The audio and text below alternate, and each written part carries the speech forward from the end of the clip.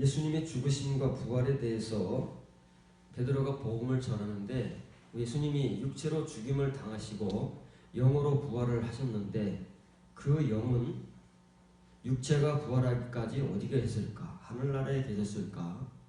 아니면 예수님의 시체 곁에 계셨을까? 우리가 궁금하지 않습니까?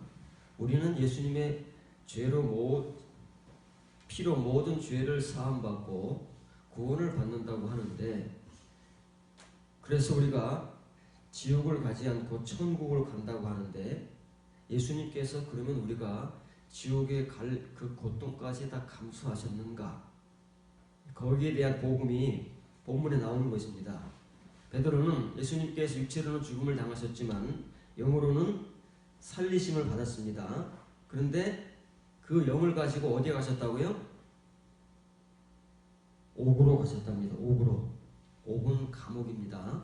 영적 감옥. 죽은 자들이 갇혀있는 곳. 거기는 그 사람들도 죽었기 때문에 육체로 있지 않고 영으로 있다고 말해요. 그 영들에게 선포하셨답니다. 뭘 선포하셨어요? 예수 그리스도의 구원을 선포하신 거예요. 그런데 그들이 누구냐 하면 노아의 시대에 하나님의 심판의 복음을 듣지 않고 복종하지 않던 자들이다 하는 것입니다. 그럼 그 사람들이 그 시대에 예수님을 알았나요? 왜 예수님이 그 사람들에게 가서 이 사실을 선포할까요? 예수님도 하나님이시기 때문에 그렇습니다.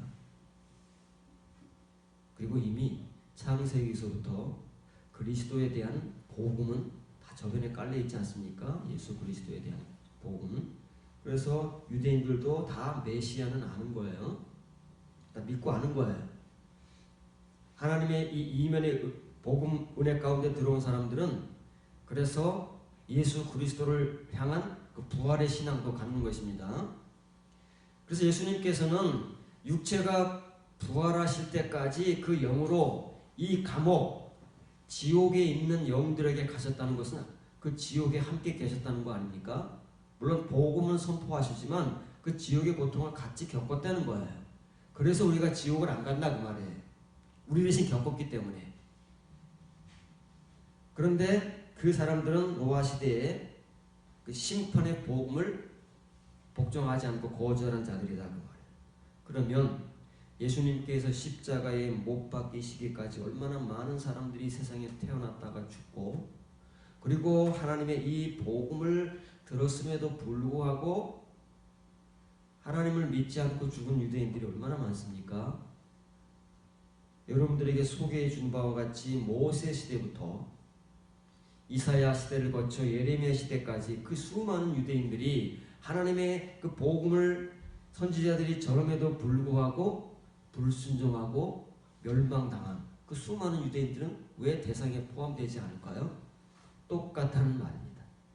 그 사람들이나 똑같은데 왜 이 사람들만 특정하느냐 하면 심판 때문에 그런 거예요. 심판, 세상의 멸망. 그런데 그 뒤에 단서를 달고 있습니다. 그 심판의 시대에 하나님께서 세상을 멸망하는 그 시대에 하나님께로부터 구원받은 사람들이 있다 그 말입니다. 그런데 그 구원받은 사람들은 몇 명이네, 몇 명. 근데 겨우 8명이라. 오늘 이 겨우라는 말 우리가 살펴볼 텐데, 이런 프린트를 보면 이 겨우라는 말이 단어를 한번 찾아보세요. 익숙한 단어지요? 그 말을 찾아보려고 하는 것입니다.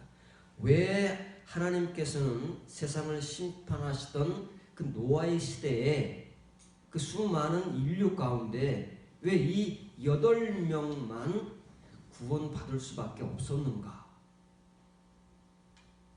그리고 왜 노아 시대 이후로 우리가 구약 성경을 살펴보지만 그 시대마다 하나님의 선민들인 그 유대인들이 선지자들의 복음을 거부하고 마치 노아 시대의 이 인류처럼 하나님의 이 메시지 말씀을 복종하지 아니하고 왜 멸망을 자초했느냐 그 말이에요.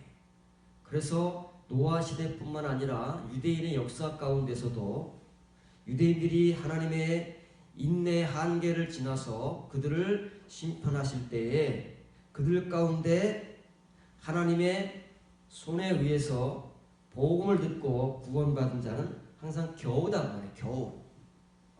올리고이라는 거예요. 겨우라는 말은 조금밖에 없는 거예요. 그 당시에 다른 사람들에 비하면 뭐 거의 없는 거나 마찬가지예요.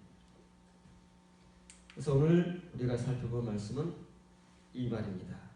베드로가 단서로 남겨놓는 왜 예수님께서 육체로 죽음을 당하시고 영으로 살리심을 받으신 이후에 지옥 감옥에 갇혀있는 그 영들에게 가서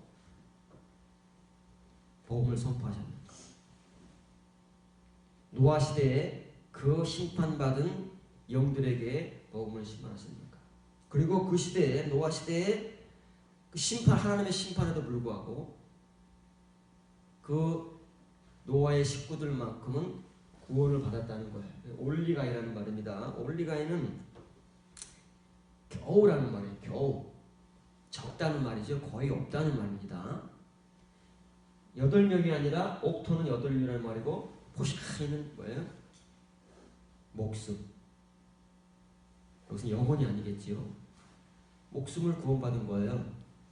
그 심판 속에서 홍수 심판 속에서 8목숨이 건짐을 받은 거 아닙니까? 그렇죠? 그 얘기를 하는 거예요. 디에소세산이라는 말은 구원을 받았다 그 말이에요. 그 당시에 인류가 몇 명인지 모르죠. 기록에 남아있지 않으니까. 그러나 심판받은 인류에 비하면 이 8명은 거의 뭐 없는 것과 마찬가지죠. 비례해 우리가 따져보면 표도 안 나잖아요. 그것이 올리고스라는 말입니다. 그래서 이 올리고스라는 말은 적은이라는 뜻도 있지만 거의 없다는 뜻도 같이 포함하고 있는 거예요. 5개의 영어 성경은 공통적으로 few 라는 단어로 번역을 하고 있는데 올리고스와 똑같은 뜻을 가지고 있습니다. 영어 단어가 똑같은 뜻이에요. 적은 별로 없는, 거의 없는 그런 뜻입니다. 있긴 있어요. 있긴 있는데 다른 반대의 대상에 비하면 없는 거나 별반 다름없다 그 말이에요. 그게 올리고스라는 말이에요. 여러분 이거 굉장히 여러분들이 중요하게 생각하고 잘 이해를 해야 됩니다. 남 얘기하는 거 아니에요. 지금 우리 얘기하는 거다 그 말이에요. 각 시대의 종말 속에서 하나님이 유대인들을 멸망해 왔잖아요. 모세 시대부터 광야에 60만 3,550명 가운데 모세, 여호수아, 갈렙을 제외하고 다 광야에서 그들의 죄로 말미암아 죽게 만드셨잖아요. 그 심판이지요. 가나안 땅에 못 들어가게 돌리는 거예요. 죽을 때까지. 마지막 한 명이 죽을 때까지 그 광야를 뱅글뱅글 40일이면 들어가고도 남을 그 시간을 그래서 그들을 40일간 가나안을 정탐시켰는데 그들이 돌아와서 불신앙을 보였기 때문에 그 정탐한 40일 하루를 1년 삼아서 40년을 광야에서 그들을 멸망시키는 거야. 이게 하나님의 심판이거든요. 몇 명이에요? 8명도 안 돼요. 3명이에요. 진짜 가나안 땅에 들어간 사람은 여호수아 갈렙 2명이잖아요. 이게 올리고이라는 말이에요. 올리고스라는 말이에요. 생각을 한번 해보세요. 60만 3,550명 중에서 2명이에요. 그러면 거의 없는 거나 마찬가지죠. 비례로 따진다면 몇 대 몇입니까? 30만 대 1인데 30만 명 중에 한 명 있으나 마나한 거 아닙니까? 표도 안 나는 거예요. 그게 올리고스라는 거예요. 왜 하나님께서는 이렇게 하나님의 백성들을 심판하시고 멸망하실 때 그 가운데 구원받는 자들은 이렇게 적을까? 그래도 좀 비례해서 10분의 1, 100분의 1 정도만 돼도 그래도 괜찮겠는데 이건 뭐 우리가 감히 상상할 수 없는 결과를 성경에서 우리가 읽으면서도 우리는 예수 그리스도의 그 십자가의 은혜 죄사함으로 다 구원을 받았다고 생각하기 때문에 우리는 전혀 이 사람들이 아니라고 생각하는 그 착각 속에 빠져 있다가 우리가 이런 꼴을 당할 거예요. 틀림없이 당할 거다 그 말이에요. 언제? 우리 시대의 종말 속에서. 잘 기억을 하셔야 됩니다. 누가복음 7장 46절 48절입니다. 너는 내 머리에 감람유도 붓지 아니하였으되 그런 향유를 내 발에 부었느니라. 이러므로 내가 너에게 말하노니 그의 많은 죄가 사하여졌도다. 이는 그의 사랑함이 많음이라. 사함을 받은 일이 적은 자는 적게 사랑하느니라. 이에 여자에게 이르시되 내 죄사함을 받았느니라 하시니라. 물론 이건 예수님께서 십자가에 돌아가시기 전이니까 우리가 모든 사람이 예수님을 믿음으로 다 같이 지금까지 지어온 모든 죄를 동일하게 사함받는 것과는 다르다고 생각됩니까? 똑같은 거예요. 지금 똑같은 말씀을 하신 거다 그 말이에요. 죄 사함을 받는 것은 똑같이 받는 거 아닙니까? 우리가 예수님을 믿어서 남녀노소 행위와 공로로 받는 것이 아니기 때문에 예수님을 믿기만 하면 모든 사람들이 다 똑같이 지금까지의 모든 죄를 다 죄사함 받는 거 없어지는 거예요. 다 면제시켜 주는 거예요. 그 얘기를 하시는 거거든요. 그런데 예수님께서는 죄사함을 적게 받은 자는 적게 사랑하고 죄사함을 많이 받은 자는 많이 사랑한대. 그럼 어떻게 합니까? 누가 죄사함을 적게 받았는지 많이 받았는지 어떻게 아냐고요. 여러분들은 죄사함을 얼마큼 받았습니까? 적게 받았습니까? 많이 받았습니까? 이 의미를 우리가 알아야 돼요. 이 의미를 알지 못하면 우리가 지금 가지고 있는 이 칭의의 은혜가 이 말씀과 충돌한다 그 말이에요. 충돌하는데도 우리는 잘 이해를 못하고 있는 거예요. 그냥 당연히 우리가 알고 있는 교리, 우리가 알고 있는 이 성경적 지식을 가지고 이 말씀을 읽어봐야 충돌하기 때문에 조화가 안 돼요. 바른 글자를 지적합니다. 바른 글자. 이는 그녀가 많이 사랑하였습니다. 그런데 적게 용서받는 사람은 적게 사랑하느니라. 그런데 그녀에게는 이르시되 내 죄들이 용서받아 왔느니라. 이 말이에요. 자, 이 여자는 예수님을 많이 사랑했대요. 그런데 적게 용서받는 사람이 있대요. 예수님 주위에 유대인들이에요. 유대인들을 말하는 겁니다. 하나님을 믿는 사람들인데 적게 용서받는 사람들은 있대요. 근데 그 사람들은 적게 용서받는 것에 비례해서 그만큼 적게 사랑한답니다. 또 그런데 예수님께서 그녀에게는 지금 향유를 옥합을 깨뜨려서 예수님의 발에 향유를 붓는 이름은 나오지 않았지만 막달라 마리아로 추정되는 이 여인에게는 말씀하시기를 내 죄들이 용서받아 왔느니라. 용서받았느니라가 아닙니다. 죄는 똑같이 사함받습니다. 그러나 우리가 그 죄 사함의 은혜를 얼만큼 느끼고 얼만큼 우리 속에 담느냐에 따라서 거기에서 하나님을 향한 예수님을 향한 사랑이 나온다는 거예요. 헌금하라는 얘기 아닙니다. 이걸 또 헌금으로 악용하는 사람들이 있어요. 헌금하라는 얘기 아니에요. 사랑은 너무 자연스러운 거 아닙니까? 우리가 누군가를 사랑하게 되면 아까운 게 없는 거예요. 사랑하는 만큼 아까운 게 없는 거예요. 예수님 말씀은 이거 진리예요. 진리. 우리의 일상적 생활에서도 이건 진리예요. 누군가를 우리가 사랑하는 만큼 아까운 게 없는 거예요. 조금 사랑하면 그만큼만 우리가 상대방에게 베푸는 거잖아요. 사랑하는 게 우리가 그 크기가 크면 클수록 내가 상대방을 위해서 헌신하고 베푸는 것이 많은 것이에요. 그건 만고불면의 진리잖아요. 하나님을 믿는 것도 똑같다고 말해요. 우리의 모든 행위에 있어서 그것은 비례적으로 나오는 것이다. 근데 우리는 지금 다 똑같이 동일하게 죄의 사함을 받았으면 그럼 우리에게는 그런 게 없는가요? 다 똑같이 예수님을 사랑하고 똑같이 다 동일하게 죄의 사함을 받았으니까. 왜? 지금까지 지은 모든 죄를 다 사함 받았으니까. 남녀노소 행위나 공로로 하는 것이 아니고 은혜로 받았으니까 그럼 다 똑같이 사랑하나요? 지금 우리도 사랑하는 정도가 다 다르지요. 이것 때문에 그렇습니다. 죄의 사함은 똑같이 받지만 이것 때문에 이 앞에 온타이라는 말은 아피에미의 현재 완료 수동형이에요.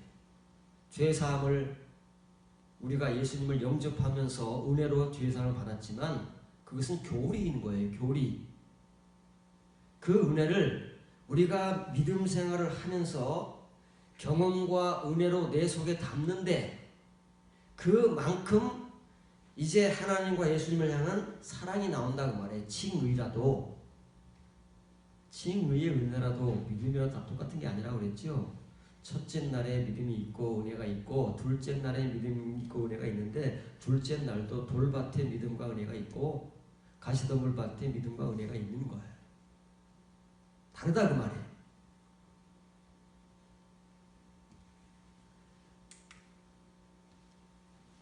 달란트 비유를 여러분에게 소개합니다. 마태복음 25장 20절 21절. 5달란트 받았던 자는 5달란트를 더 가지고 와서 이르되 주인이여 내게 5달란트를 주셨는데 보소서 내가 또 5달란트를 남겼나이다. 그 주인이 이르되 잘하였도다. 착하고 충성된 선하고 진실한 종아 네가 적은 일에 충성하였으니 신실하였으니 내가 많은 것을 내게 맡기리니 내 주인의 즐거움에 참여할지어다. 달란트 비유입니다. 1달란트, 2달란트, 5달란트를 맡기고 주인이 떠나갔다가 멀리 갔다가 와서 이제 달란트를 맡겼던 종들과 회개를 합니다. 결산을 하는 거예요. 1달란트를 받은 사람은 내가 주인님이 너무 무서운 분이고 혹시 내가 이거 어떻게 잘못해가지고 손해를 끼칠까봐 땅에 묻어놨습니다. 요걸 직사하게 먹습니다. 그리고 그거 하나 뺏깁니다. 그리고 바깥 어두운 데로 쫓겨나갑니다. 2달란트 받은 사람은 주인님 내가 2달란트를 남겼습니다. 잘했다. 착하고 충성된 종아 2달란트를 더 받아라. 그리고 이제 마지막 5달란트 받은 사람에 대한 이제 내용인 거예요. 이 5달란트를 받은 사람도 5달란트를 남긴 거예요. 10달란트를 가지고 왔어요. 주인에게. 그래서 주인에게 그 10달란트를 보여주는 거예요. 그 주인이 그것을 보고 잘했다. 영어로는 굿이에요. 물론 이게 단어 풀이로는 굿이다 그 말이에요. 잘했다 그 말이에요. 대문자로 나왔죠. you는 뭐라고요? 진짜다 그 말이에요. 참이다. 이건 선이고 진짜다. 우리가 말하는 굿, 좋은 것과 하나님이 보시는 굿, 좋은 것이 다른 거예요. 하나님은 진짜를 구분하시는 거예요. 진짜를. 참을 구분하신다 그 말이에요. 왜 1달란트 받아서 1달란트를 땅에 묻어놓고 손에 끼친 것도 아니잖아요. 이자 못 받게 했다고 왜 바깥 어두운 데로 쫓아낼까요? 그 이자 몇 푼이 뭐라고? 가짜이기 때문에 그런 거예요. 이 사람에게는 유가 없는 거예요. 참이 없는 거예요. 왜 참이 없어요? 참은 어디서 나오는 거예요? 주인이 맡긴 달란트에서 나오는 것이 아니라 그들이 남긴 다른 달란트에서 나오는 거예요. 그게 진짜예요. 그게 금이에요. 지금 주인이 이 사람들에게 맡긴 건 은이에요. 은달란트다 그 말이에요. 한번 설명했죠. 금달란트 아닙니다. 이 당시에 앞에 수식어 은이나 금이 안 붙으면 그건 은달란트인 거예요. 일상적으로 사용되는 달란트는 은달란트이기 때문에 앞에 수식어가 안 붙어요. 그런데 우리가 그 의미를 잘 모르기 때문에 그냥 우리 생각으로 금이라고 하는 거예요. 금 달란트면은 이 금 한 달란트에 32kg예요. 약 로마 시대의 금 단위로. 시대마다 달라요. 그리스 시대에 달란트의 금 무게가 있고 이집트 시대에 금 달란트 무게가 있는데 예수님 시대는 로마 시대잖아요. 로마 시대 금 달란트는 32kg예요. 약. 그럼 요즘에 금 1kg의 가치가 5천만 원이라고 합니다. 골드바로 가면 이게 1억이래요. 골드바로 그때는 골드바가 없던 시대니까 5천만 원씩만 잡아도 한 달란트면 16억이 되는 거예요. 그렇죠? 5달란트면 얼마입니까? 90억이에요. 금 달란트로 하면.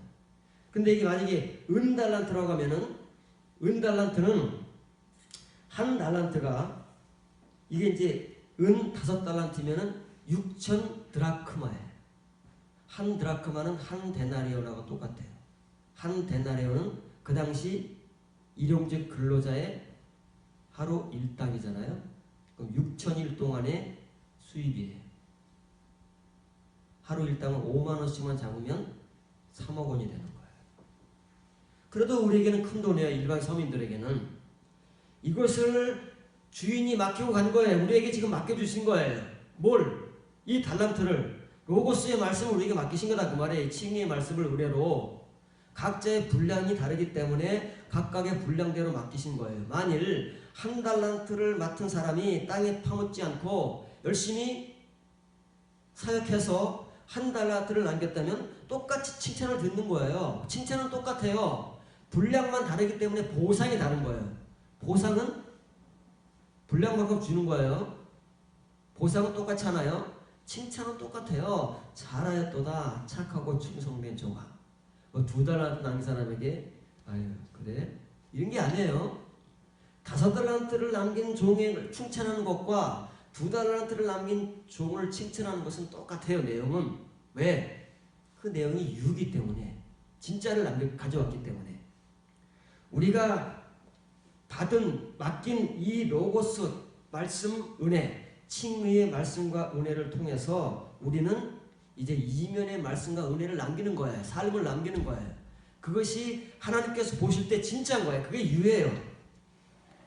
한 달란트 받은 사람은 그 이자 얼마라고 그거 아까워가지고 바깥 어디를 쫓아나겠습니까? 진짜가 없는 거예요. 진짜 그것만 있고 그것밖에 없으면 쫓겨나는 거예요. 예수님 앞에서 불법을 행하는 자들로, 예수님이 한 번도 안 적이 없는 자들로 치부되어서 쫓겨나는 거예요. 바깥 어두운 데로 쫓겨나는 겁니다. 달란트에 비해 잘 이해하셔야 돼요. 여러분들이 몇 달란트를 받은 거 상관없어요. 뭐 우리가 흔히 얘기를 뭐 목사는 5달란트, 장로는 2달란트 그런 거 아닙니다. 그런 것도 아니에요. 딱히 우리가 정확하게 그 분량은 모르지만 달란트를 다 똑같이 받은 것은 사실이에요. 근데 그 분량은 상관없어요. 왜? 우리가 몇 달란트 받았든지 내 분량만큼 남기면 되는 거예요.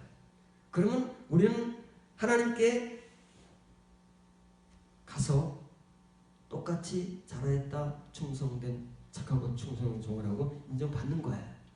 보상만 다르지.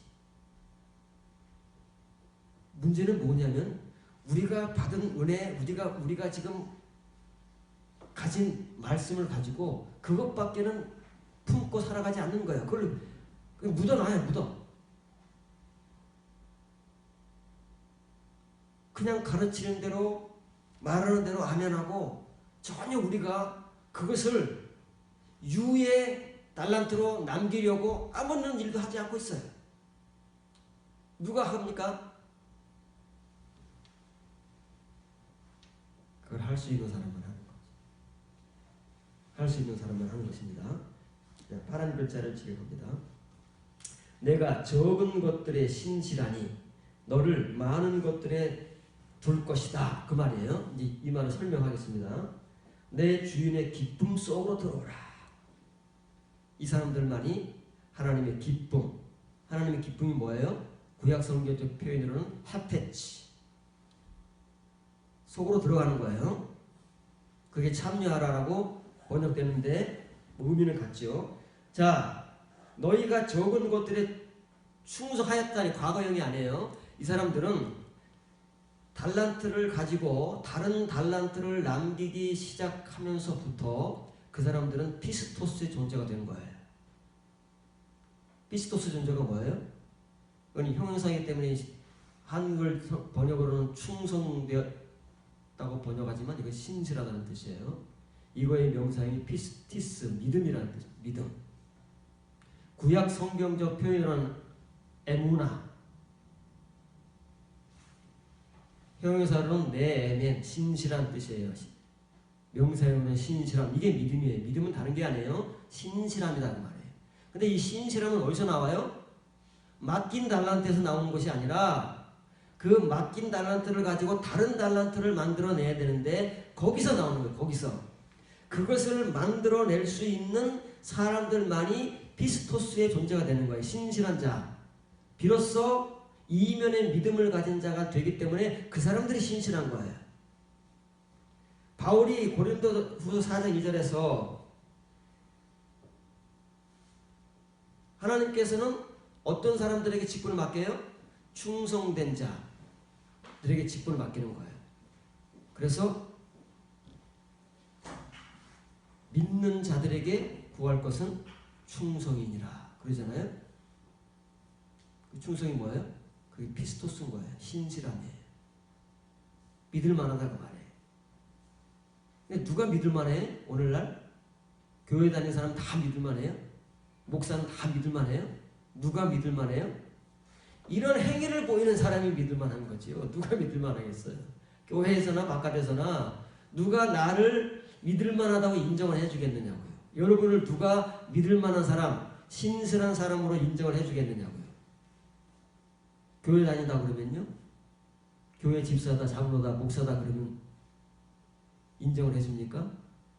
그렇지 않잖아요. 지금 시대는 우리가 그들에게 뭔가 믿을 만한, 인정받을 만한 행위를 보여주지 않는 한 이제 더 이상 우리는 믿지 않는 사람들에게 믿을 만하거나 신실한 사람으로 절대 인정받지 못합니다.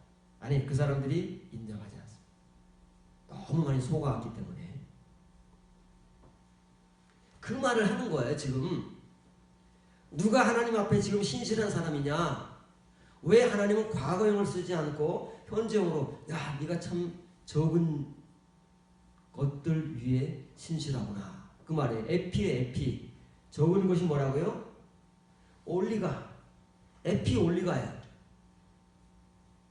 우리가 볼 때는 굉장히 크잖아요. 금달란트면 90억이에요. 물론 뭐 재산을 몇천억, 몇조 가진 사람에 비하면 정말 껌값이지만 우리 서민들에게는 이게 어마어마한 돈이잖아요. 평생 만져보지 못할 돈인 거예요. 그런데 하나님의 눈에는 이게 있으나 마나한 거예요. 그렇대요. 있으나 마나한 거예요. 여기에 신실하답니다. 지금도. 언제부터요?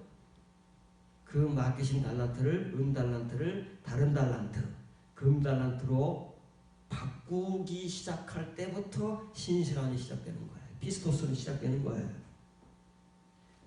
그래서 또 달란트를 남기게 다른 달란트라고 나와요. 다른 달란트라고. 알로이, 알로스의 다른 달란트예요. 그래서 이제 하나님께서 이 5달란트 적은 것들 위해서 신실하게 살아온 이 종에게 하나님께서 많은 것들 위에 내가 너를 둘 것이다 그 말이에요. 에피폴론이 에피폴론. 많은 것들, 이 조금 있으나 많은 것들에 반대되는, 항상 이 반대편이잖아요. 둘로 나뉘어지는 거예요. 올리고스와 폴로이가 있어요. 올리고스의 나머지가 폴로이고, 폴로이를 빼면 남는 게 올리고스예요. 성경에 논리는 항상 이렇게 등장하면 성경에 이 둘이 같이 나올 때는 항상 그 의미예요. 한쪽에 남은 게 그 표현인 거예요. 그러면 하늘나라에 하나님의 보물들이 얼마나 많다고 그랬어요. 그 보물들이 뭐라고요? 레마의 말씀드린 거예요. 레마의 말씀의 분량만큼 그 보물들을 보상으로 받을 거예요. 이 5달란트 맡겨서 다른 5달란트를 남긴 이 종과 같이 그만큼의 보상을 받을 거다 그 말이에요. 우리는 우리의 눈에 볼 때 와 대단하다, 와 교회 크다, 와 사람들 많이 모이다 그러잖아요. 그건 정말 한 줌의 모래도 안 되는 거예요. 하나님 눈에 우리가 볼 때 어마어마한 거지. 그런데 그거 가지고 뭐합니까 우리가? 5달란트를 만들어냅니까? 또 다른 5달란트를 만들어내서 유라는 하나님께서 참이다 진짜다 라고 인정받는 우리의 열매가 있습니까? 그런 사람들만이 보상받는 거예요. 그런 사람들만이 신실한 사람들이기 때문에 이제 하나님 나라의 그 많은 것으로 누리게 하신다 그 말이에요. 그 사람들만이 주인의 기쁨, 하나님의 기쁨 속으로 이제 들어가는 거예요. 나머지는 어때요? 나머지는 다 바깥 어두운 데로 쫓겨나는 겁니다.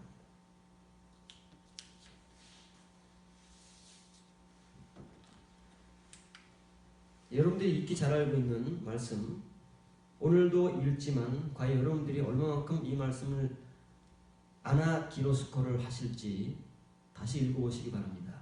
성경을 읽는다는 것은 눈으로 읽는 것이 아닙니다. 머리에 담는 게 아니고 아나기노스코라 그랬죠. 우리가 다시 이 본문을 읽으면서 다시 아는 거예요. 다시 안다는 말은 이면의 말씀으로, 영적 말씀으로, 하늘의 말씀으로, 레마의 말씀으로 아는 것이 성경을 읽는다는 표현입니다. 좁은 문으로 들어가라. 큰 글자로 썼습니다. 아까 바로 앞에서도 내 주인의 기쁨에 들어와라 그 말이죠. 들어가는 거예요. 좁은 문으로 들어가라. 멸망으로 인도하는 문은 크고 그 길이 넓어 그리로 들어가는 자가 많고 생명으로 인도하는 문은 좁고 길이 협착하여 찾는 이가 적어요. 여기도 폴로이와 올리고스입니다. 똑같아요. 성경의 논리는 어느 성경 구절을 찾아도 똑같이 나옵니다. 폴로이와 올리고스와 폴로이. 이거는 변하지 않고 신약 성경에서 이 복음서부터 요한계시록까지 끝까지 하나님께서 물고 가시는 성경의 구원이냐 멸망이냐, 영생이냐 사망이냐, 이걸 결정하는 하나님의 가장 견고한 성경적 논리며 구조입니다. 보세요. 좁은 문으로 들어가라 했어요. 좁은 문으로 들어가라니까 좁은 문 속으로가 아니죠. 아까는 에이스였기 때문에 속으로 들어가는데 이건 디아입니다. 디아. 디아는 뭐예요? 수단이에요. 수단. 좁은 문으로 말미암아 들어가야 되는데 좁은 문이 어디 있는지 알아야지. 좁은 문을 우리가 알고 좁은 문 앞에 가야 그 좁은 문을 통해서 들어가는 거예요. 그 말입니다. 그래서 뒤에 찾는 이가 적다는 말이 나오는 거예요. 넓은 문으로 들어가는 사람, 멸망으로 인도하는 문은 커요. 그 길이 넓고 들어가는 자가 폴로예요. 다예요. 다. 올리고스를 뺀 전부예요. 자, 이제 여러분을 생각해 보셔야 됩니다. 여러분들이 지금 걸어가고 있는 그 길은 어느 문을 통해서 들어온 길이냐를 여러분 스스로가 이제 복기를 해봐야 되는 거예요. 지금 하나님 믿는 너무나도 많은 사람들이 길을 걸어가고 있어요. 그런데 그 길은 어느 문인가를 통해서 들어온 길이에요. 예수님 말씀입니다. 그런데 예수님의 말씀에 의하면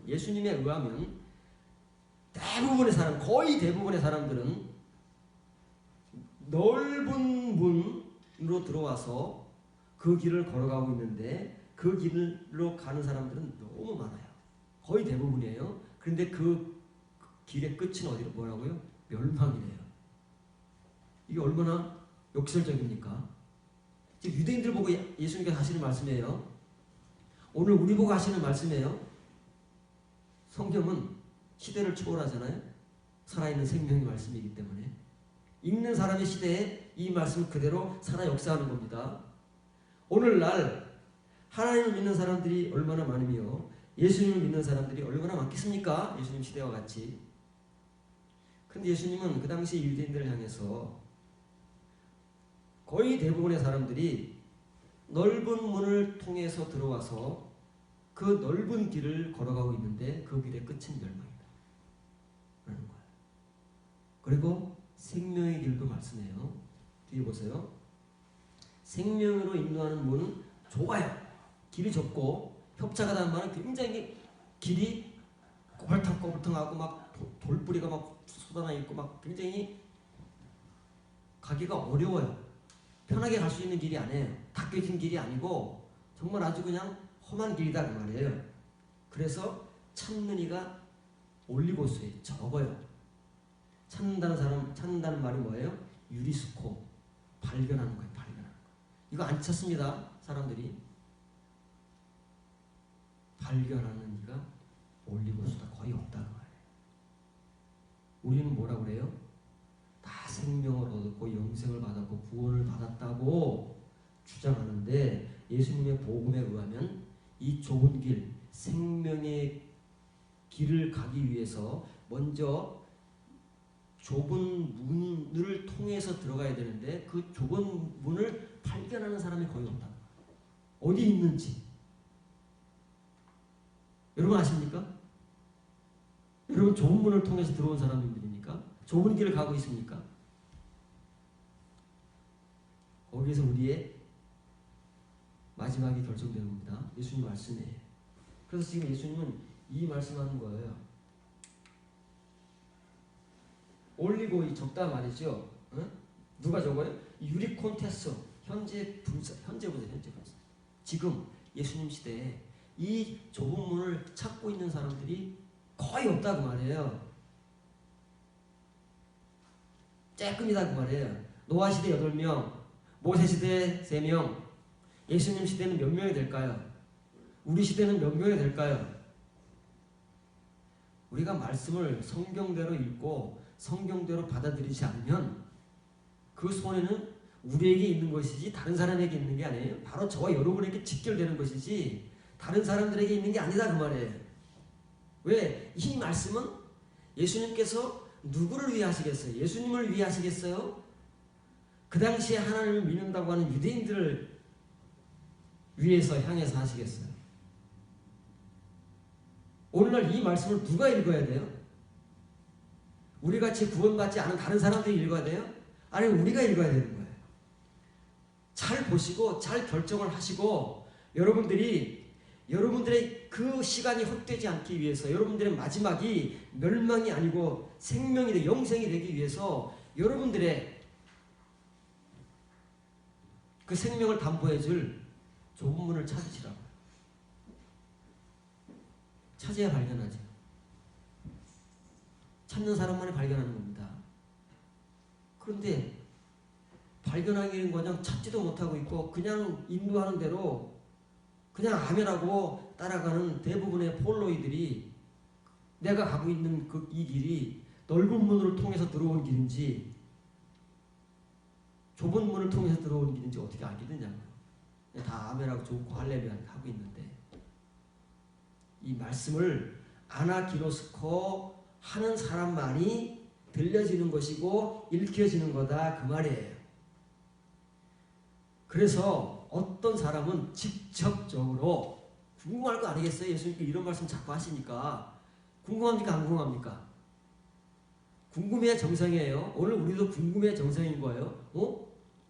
그러면 올리고스가 도대체 몇 명이라는 거야? 그럼 누구야? 누구라는 말이야?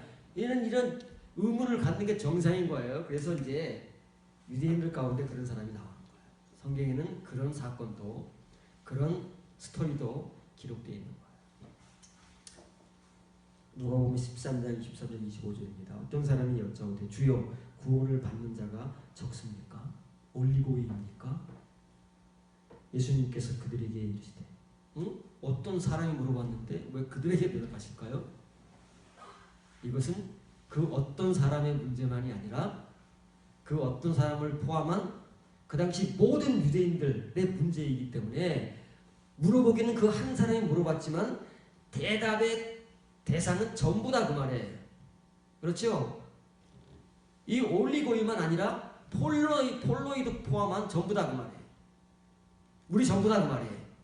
여러분 중에서 어떤 한 사람이 의문을 갖는다고 해서 그 한 사람의 문제가 아니라 하나님을 믿는, 예수님을 믿는 우리 전부의 문제다 그 말이에요. 똑같은 말씀을 하시는 거예요. 좁은 문으로 들어가기를 어떻게 하라고요? 힘써라. 내가 너희에게 이르노니 들어가기를 추구하여도, 추구한다는 말은 힘써도 못하는 자가 많을 것이다. 언제요? 닥치게 되면.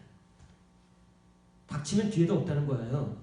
지금 기회가 있다는 말이지, 하나님께서 그 시간을 끝내면 들어가고 싶어도, 들어가려고 아무리 애를 써도 못 들어가는 자가 뭐라고요? 폴로이라는 거예요. 폴로이.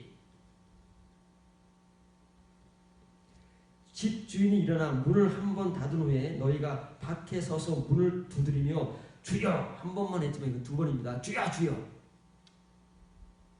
마태복음 7장에 나오는 주여 주여가 똑같은 거예요. 주여 주여. 열어주셔서 하면 그가 대답하여 이르되 나는 너희가 어디에서 온 자인지 알지 못하노라 하니라. 그럼 언제 추구하고 들어가야 돼요? 문 닫히기 전에. 문 닫으면 끝이에요. 시간이 늦으면 끝이다 그 말이에요. 지각하면 안 돼요. 지각하면 안 돼요. 문 닫히면 끝이에요. 이것은 열처녀의 비유에서 나온 동일한 결론이잖아요. 그 말씀을 하시는 거예요. 그러면 구원을 받는 자가 올리고이에요. 올리고스예요. 적거나 거의 없어요. 예수님께서 저 좁은 문으로 들어가기를 힘써야지 나중에 좁은 문으로 들어가려고 힘쓰는 이 폴로이들은 다 못 들어간다 그 말이에요. 근데 이 힘쓰라는 말이 이 말이에요. 아고니 이제 힘쓴다는 말은 그냥 뭐 조금 노력하고 그런 게 아니에요. 지금 격투기 있죠? UFC, 격투기. 요즘은 정말 잔인해졌습니다. 요즘은 옛날에는 권투만 했잖아요. 글러브 끼고 몸통 위만 때렸잖아요. 배꼽 위만. 물론 그러다가 우리나라 권투선 중에서 한 사람이 죽긴 했지만 그렇게 잔인하게 느껴지진 않잖아요. 요즘은 어때요? 피가 흘러도 그 사람이 더 이상 싸울 수 없을 때까지 기절하거나 넉다운 되기 전까지는 두들겨 패잖아요. 글러브도 어때요? 옛날에 그런 두툼한 글러브가 아니에요. 맞으면 엄청 아프게 생긴 글러브 끼고 그거 얘기하는 거야. 이 안어기조라는 말은 그렇게 싸우는 거예요. 더 거슬러 올라가면 로마 시대에 그 콜로세움에서 노예들을 창칼 무기 들고 싸우게 해서 한 사람이 죽을 때까지 싸우면 시키잖아요. 그렇게 싸우는 거예요. 목숨 걸고 싸우는 거예요. 목숨 걸고. 그게 안어기조라는 말이 안어기죠. 투쟁 아니야. 투쟁. 웬만큼 노력하고 힘쓰는 게 아니에요. 왜? 이거 영생의 문제인데 우리 목숨이 달린 문제라면 어떻게 하겠어요? 목숨 걸고 싸우는 거죠. 그렇지 않겠습니까? 생각을 한번 해보세요.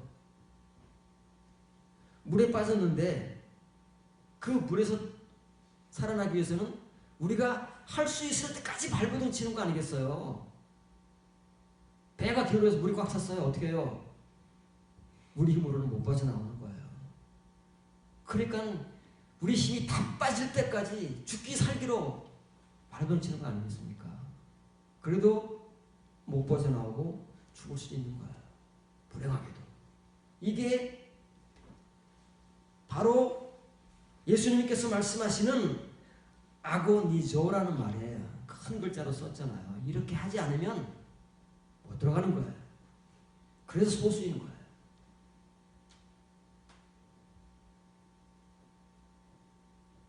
왜 예수님께서 십자가의 죽으심을 통해서 만민을 구원하러 오셨는데 이게 힘쓰는 게 뭐가 필요해요?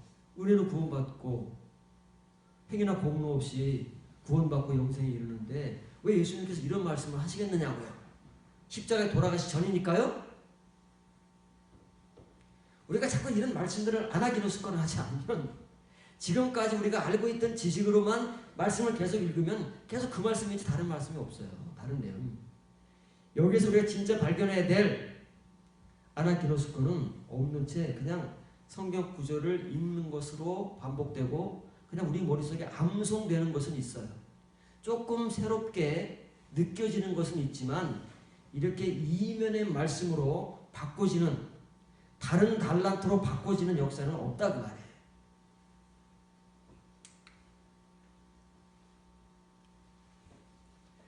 마태복음 20장 16절입니다. 이와 같이 나중된 자로서 먼저 되고 먼저 된 자로서 나중되리라. 이것은 포도원 비유입니다.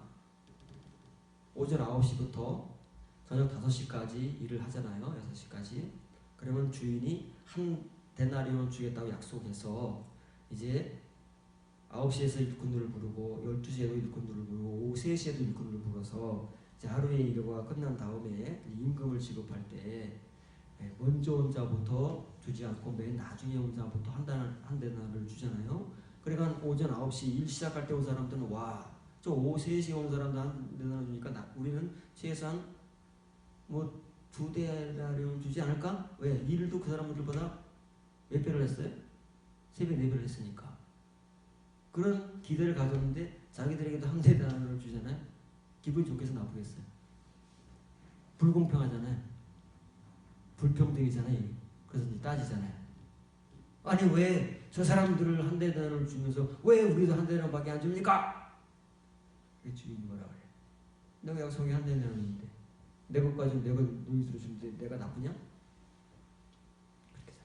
그 뒤에 나오는 말씀에 나중된 자가 먼저 되고 먼저 된 자가 나중된다는 말이 무슨 말일까? 우리는 뭐 이것 가지고 온갖 해석을 하는 거예요.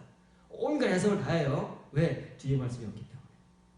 한글 성경에도 없고 다른 영어 성경에도 없고 오직 안디옥 사본과 킹제임스 버전에만 있는 내용, 다른 성경, 한글 성경에는 이게 없죠. 발음 글자가. 이게 없기 때문에 온갖 해석을 우리 마음대로 다 하는 거예요.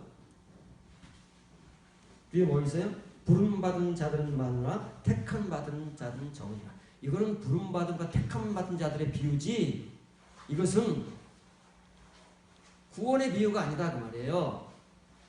칭의의 구원의 비유도 아니고 먼저 되는 나중이나 이런 누가 더 나으냐, 제자들이 예수님과 더불어 길거리를 가면서 노상에서 싸웠던 그런 문제가 아니다 그 말이에요. 이것은 부름받음이냐 택함받음이냐의 싸움이다 그 말이에요. 그 비유지 이 포도원의 비유를 이 내용으로 읽지 못하면, 아나기노스코를 하지 못하면 뭐 늘 우리의 해석으로 끊는다 그 말이에요. 그래서 이 말씀이 마태복음 22장에 가면 똑같은 뒤에 결론 내용이 나오는 거예요. 자, 포도원 비유의 결론이 뭐냐? 부름받음이냐 택함받음이냐 이 싸움이고, 마태복음 22장 12절 14절 혼인잔치의 비유가 나오잖아요. 이 비유의 결론이 뭐냐? 똑같다 그 말이에요. 부름받음이냐 택함받음이냐 이 싸움이에요. 이걸 똑같은 눈으로 읽게 되면 우리가 그 비유를 정확하게 이해하고 해석해서 깨달을 수가 있다는 말이에요. 이르되 친구여 어찌하여 예복을 입지 않고 여기 들어왔느냐니 그가 아무 말도 못하거늘 임금이 사환들에게 말하되 그의 손발을 묶어 바깥 어두운 데에 내던지라. 거기서 슬피 울며 이를 갈게 되리라 하니라. 청함을 받은 자는 많되 청함을 받은 자, 부름받은 자는 폴로이에요. 택함을 입은 자는 올리고에 적으니라. 항상 이 논리로 나오는 거예요. 폴로에 남은 게 올리고이고 올리고에 남은 게 폴로이에요. 그런데 항상 우리가 보지만 노아 시대의 심판부터 누가 더 많아요? 구원받은 자가 더 많아요? 심판받은 자가 더 많아요? 멸망의 길로 가는 자들이 더 많아요? 생명의 길로 가는 자들이 더 많아요? 부름받은 자들이 더 많아요? 택함받은 자들이 더 많아요? 그건 비교가 안 될 정도로 많다고 말해요. 나머지는 생명의 길로 가는 자, 심판에서 구원받는 자, 택함받은 자들은 그 반대편에 있는 폴로에 비하면 거의 없는 거나 마찬가지다 그 말이에요. 퓨예요, 퓨. 티도 안 나요. 그만큼입니다. 이게 성경의 복음이고 논리고 구조예요. 이걸 우리가 제대로 이해하지 못하면 그냥 가만히 있다 망하는 거예요. 우리가 그 불을 닫혀버리는 거예요. 우리가 나중에 뜨고 하고 후다닥 일어나가지고 조문이 어디야 하고 막 난리를 내고 찾잖아요. 예수님 뭐라 그러셨어요? 문은 닫혀버렸어요. 기회가 있을 때 하지 못하면 기회가 뭐 영원할 것 같죠? 그렇지 않다고 말이에요. 자, 파란 글자를 번역합니다. 한 박자 뒷네요. 이 파란 글자를 번역합니다. 친구여, 어찌하여 예복을 입지 않고 여기 들어왔느냐? 그 말은 어떻게 예복을 입지 않고도 여기로 들어왔느냐? 이거는 있을 수가 없는 일이라는 거예요. 예복을 입지 않으면 혼인잔치에는 들어올 수 없어요. 왜? 이 혼인잔치는 청함을 받거나 부름을 받은 자들이 들어오는 곳이 아니고 택함을 입은 자들이 들어오는 곳이기 때문에 놀란 거예요. 주인도. 이건 지금 비유기 때문에 그런 거지 사실은 놀라지 않아요. 그냥 내쫓아요. 나가 이놈들아. 그리고 내쫓지 놀라지. 비유기 때문에 그런 거예요.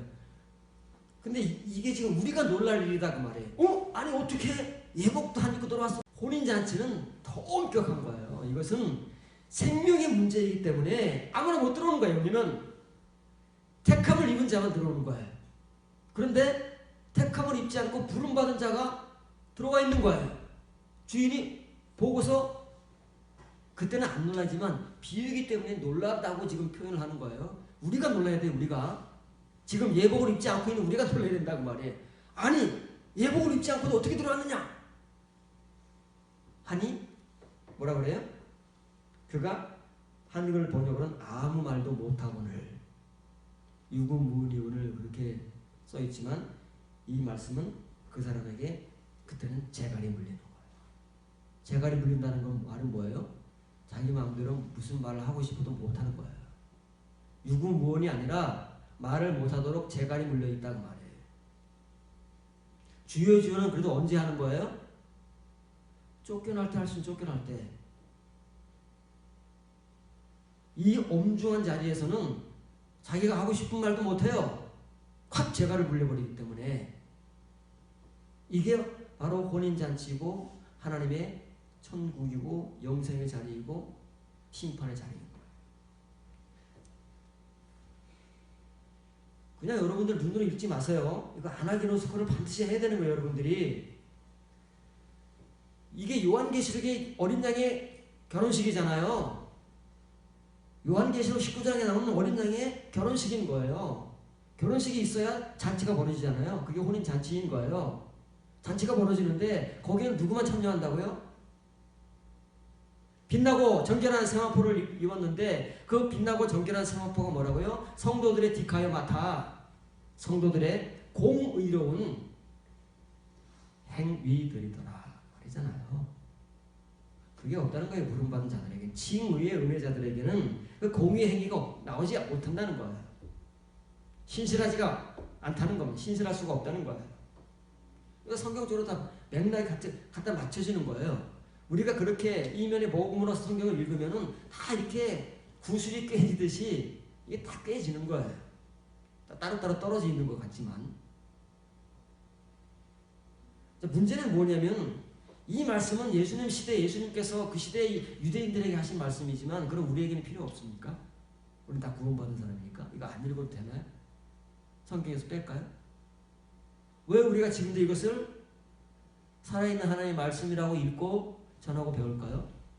이 말씀은 지금 우리에게도 전해지는 말씀이니까 우리도 읽어야 하고 바로 우리가 이 당사자들이니까 변함이 없는 거예요. 시대는 바뀌어도 사람들의 영적 상태는 안 바뀌어요. 동일하거나. 그럼 지금 이 본문의 말씀은 저와 여러분들의 직접적인 우리에게 직결되는 현실적 문제라고 말해요. 과연 누가 이 말씀을 통해서 내가 부름받은 자구나. 내가 택함받은 자가 되기 위해서는 그럼 어떻게 할 것인가? 나 지금 넓은 길을 편하게 좋게 아면하면서 걸어가고 있구나. 내가 걸어가야 할 좁은 문은 어디에 있는가? 이렇게 고민하고 이 말씀을 그렇게 아나기노스코 하지 않으면 우리에게는 요원한 거예요. 요원이라는 거리가 멀다고 말이에요. 일어나지 않을 수도 있다고 말이에요.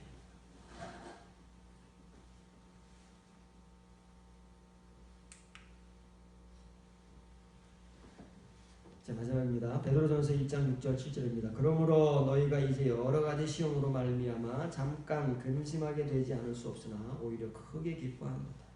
너희 믿음의 확실함은 불로 연단하여도 없을 금보다 더 귀하여 예수 그리스도께서 나타나실 때에 칭찬과 영광과 존귀를 얻게 할 것이니라.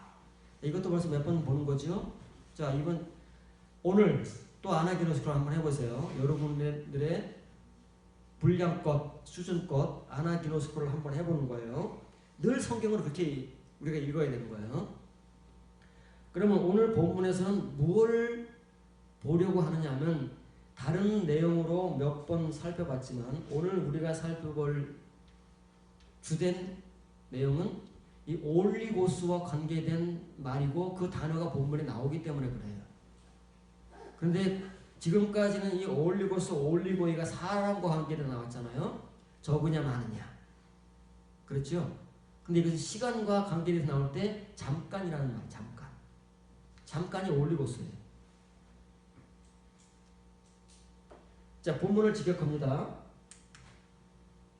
이로 말미암아 여러 시련들로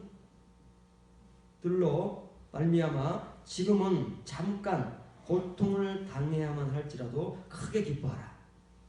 이는 너희 믿음의 연단이 불로 정령되었음에도 불구하고 멸망할 금보다 훨씬 더 귀하여 예수 그리스도의 계시 아포칼립시스, 우리에게 두 번째 나타나시는 그 이면의 예수님을 우리가 볼 때에, 그분이 우리에게 나타나실 수 있을 때에 찬양과 존귀와 영광에 이르러 발견되려 하게 하리라. 그러니까 예수님이 우리에게 두 번째 아포칼립시스 하시는 것과 그렇게 될 수 있는 사람은 여기에 이르렀다는 거예요. 찬양과 존귀와 영광에 이르렀기 때문에 우리도 예수님도 서로 그런 상태에서 서로가 발견하고 발견돼서 교제하는 거예요. 그게 우리가 저 위에 살펴본 내 주인의 기쁨에 참여하라. 주인의 기쁨 속으로 들어와라. 그 말이에요. 함께 코이노니아를 할 수 있는 거예요. 누구만이요? 불의 연단을 받은 자들만이. 그런데 베드로는 뭐라고 그러냐면 그 시련과 시험, 연단이 지금은 잠깐이래요. 여기 속으면 안 됩니다. 글자로 읽으면 안 돼요. 글자로 읽으면 안 된다고 말해요. 이 잠깐이라고 했다고 해서 정말 잠깐이 아니에요. 하나님께 잠깐인 거예요. 지나간 사람들에게 잠깐인 거예요. 우리가 세월을 살아보니까 잠깐인 거지, 살 때 잠깐이었어요? 얼마나 길었어요. 얼마나 어른되는 시간이 안 왔냐고요. 이 잠깐이라는 것은 지나온 사람이 하는 말이고 하나님 편에서 하는 거예요. 그래서 천년이 하루 같고 하루가 천년 같은 것이지 아무에게나 해내는 말이 아니라니까요. 이 잠깐이라는 것은 어떤 사람은 굉장히 긴 고통의 시간이에요. 이 시련과 시험과 연단은요, 이것을 받는 당사자에게는 굉장히 긴 시간입니다. 왜 이렇게 시간이 안 지나가요? 왜 이렇게 시간이 오랜가? 라고 울부짖을 만큼, 부르짖을 만큼, 탄식할 만큼, 하나님 앞에 엎드려서 정말 통곡할 만큼의 그런 긴 시간이고 큰 고통이에요. 잠깐이라고 해가지고 그냥 이러면 안 된다는 거예요. 의미를 이해하지 못하면 안 돼요. 이게 문자로 안 읽는 거예요. 표면적으로라도. 그래서 지금이라는 말은 현실이에요. 우리의 현실. 터키 지역의 모든 교회 교인들의 현실이고, 오늘날 우리도 역시 이거를 벗어날 수가 없어요. 비껴갈 수가 없어요. 반드시 이것을 거쳐가야만 베드로가 전하는 복음의 성도가 되고 예수 그리스도께서 우리에게 두 번째 나타나시는 그 아포칼립시스의 은혜 속에서 예수님의 눈에 우리가 찬양과 존귀와 그 영광의 존재로 발견되는 것이고, 우리가 그런 예수님을 아포칼립시스 하시는 예수님을 우리도 발견할 수 있는 거예요. 그렇지 않으면 우리 눈에 지금까지 그런 예수님 한 번도 빚어져 본 적이 없어요. 우리가 그 예수님을 본 적이 없어요. 오직 죄의 사함의 예수님, 그 은혜 예수님만 우리가 봐오는 거지. 그럼에도 불구하고 그런 시간들을 감당해 나가면 금을 만들 때에도 불로 정련하고 몇 번씩 정련해서 순금을 만들어내잖아요. 그런데 그렇게 정련된 순금도 멸망하잖아요. 사라지잖아요. 언제 사라져요? 이 세상이 사라지면 같이 사라지는 거예요. 그런데 이 하나님의 불연단은, 믿음의 연단은 그러한 금보다 훨씬 더 귀하대요. 우리는 아직 그 가치를 모르기 때문에 그저 고통스럽기만 한 거예요. 어렵고 힘들기만 한 거예요. 싫어요. 그래서 가급적이면 우리에게 안 왔으면 좋겠어요. 대부분 사람들이 그래요. 근데 그것도 한두 번이 아니고 여러 번이라 그러잖아요. 한 번 당하는 것도 힘들어 죽겠는데 여러 번 어떻게 당하느냐고. 뭐 분량 따라 당하는 거지 다 똑같다는 말 아닙니다. 이렇게 믿음의 연단을 통해서 우리가 불로 단련이 되면 예수 그리스도께서 계시 때 그 계시는 강림이 아니고 두 번째 우리에게 나타나시는 아포칼립시스의 때다 그 말이에요. 우리에게 이제 보여지는 거예요. 호라호가 되는 거예요. 두 번째 예수님 모습으로. 그러면 피차간에 우리가 그 예수님을 본다는 것은 예수님께서 우리를 찬양과 존귀와 영광에 이르는 성도로 보신다는 것이고 그렇게 피차가 발견된다고.